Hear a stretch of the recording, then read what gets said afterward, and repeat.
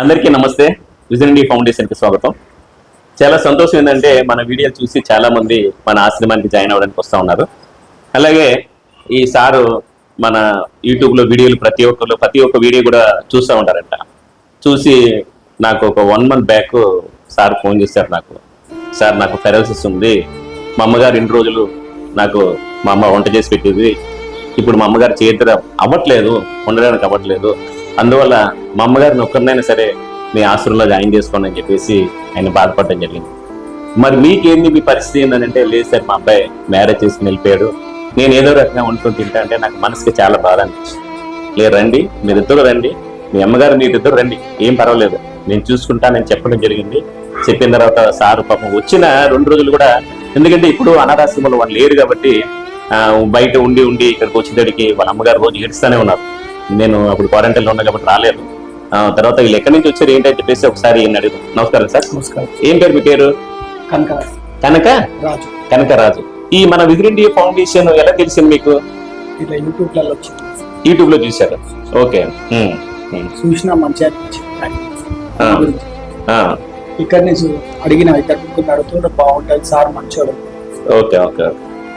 నాకు ఏంటంటే చాలా బాధ అనిపించింది ఏంటంటే, మా అమ్మగారిని పంపించండి, ఇప్పుడు మీరు ఇద్దరు ఉండగా ఎలా అనిపించింది మీకు? బాగుందా? ఇక్కడికి వచ్చిన వాతావరణం అట్లా ఫుడ్ అది ఎలా ఉంది? భోజనం ఎలా ఉంది? బాగుందా? అంత భగవంతుడి దయవల్ల భగవంతుడి దయవల్ల.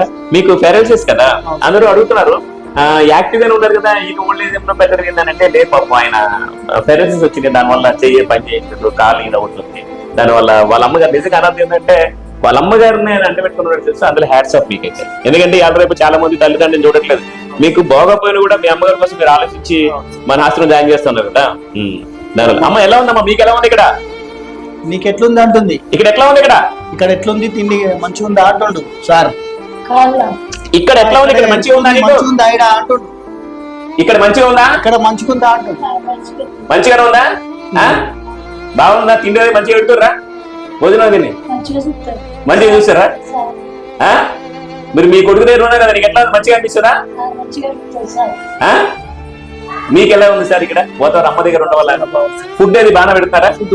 బాగానే ఉంది కదా, ఏమైనా ఇబ్బంది ఉందా మీకు? ఇంకోటి ఏంటంటే ఇంక పెరాలసిస్ వచ్చినాయి, వేరే సార్ కూడా చెప్పారు మందులు ఇస్తే తక్కువ అవుతుంది అని చెప్పేసి అన్నారు. దానివల్ల ఏంటంటే ఎవరైనా మన వాళ్ళు ఫోన్ చేసి ఇంకో పెరాలసిస్ తగ్గితే ఆయన ఏమన్నాడంటే, నేను ఆరోగ్యంగా ఉంటే మన వాళ్ళందరూ కూడా సేవ చేస్తానంటాడు. చాలా సంతోషం, మీరు సేవ చేస్తానని. మీరు ఆరోగ్యంగా ఉండండి, ఏం పర్లేదు, మంచి ఫుడ్ తినండి. ఇలాగే మీరు ఎవరైనా కూడా నాకు ఫోన్ చేయొచ్చు, మీరు రావచ్చు, అదేం ప్రాబ్లం లేదు. అందరినీ మనం చూసుకుందాము. దయచేసి ఈయన పాపం నాకే బాధ అనిపిస్తుంది, ఎందుకంటే మా అమ్మగారిని ఒకరిని పెట్టుకోమన్నారు కదా, అది నాకు చాలా బాధ అనిపించింది. ఎందుకంటే మీ తల్లి కొడుకులు ఇద్దరు వల్ల ఉండడం వల్ల ఇద్దరు హ్యాపీగా ఉంటారు. ఏం పర్లేదు, మనం అందరూ ఉంటాం. అట్లేం లేదు. ఇప్పుడు మీరు ఒక్కరు ఎలా ఉంటారు? ఇప్పుడు మీరు అంటారు అమ్మని పెట్టేస్తారు, మరి మీరు ఒక్కరు ఎలా ఉంటారు? మీరు ఎట్లా ఉంటారు? మీకు అన్నం ఎవరు పెడతారు? ఒకరు ఎవరు? మీరు ఎట్లా వండుకుంటారు? చెయ్యి పోయింది, కాలిపోయింది, ఎట్లా వండుకుంటారు? మీరు వండుకోలేరు కదా. నాకే బాధ అనిపించింది, కళ్ళీళ్ళు వచ్చినాయి నాకు. మీరు ఎట్లా చెప్తుంటే, మీరు బాధపడుతుంటే నాకే వచ్చింది. సంతోషం, ఏం పర్లేదు, మీరు ఆరోగ్యంగా ఉంటారు. బరాబర్ నేను తగ్గిస్తాను, అందులో డౌట్ లేదు. ఫిజియోథెరపీ చేయించి అన్ని చేసి నేను తగ్గిస్తాను. అందులో ఎటు ఉంటాను లేదు, మీరు తగ్గుతారు, బాగుంటారు, ఆరోగ్యంగా ఉంటారు. అలాగే దయచేసి ఈ వీడియో చూసి లైక్ చేసి, షేర్ చేసి, సబ్స్క్రైబ్ చేయండి ప్లీజ్. నమస్తే.